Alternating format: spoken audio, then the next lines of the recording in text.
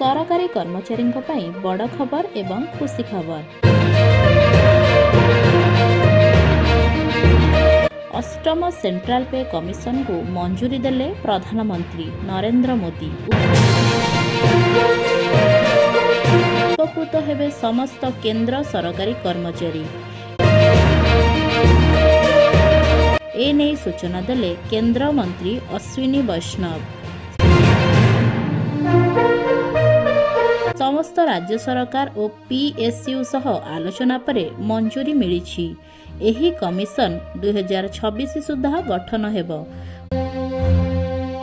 Commission को सुपारिश आधार रे केंद्र सरकारी कर्मचारी वेतन निर्धारण कराजिबो। वर्तमान सप्तम वेतन कमिशन सुपारिश आधार रे केंद्र सरकार कर्मचारी वेतन पाउछंती। सप्तम वेतन कमिशन का सुपारिश को नरेंद्र मोदी सरकार 2016 जनवरी रे लागू करिथिला।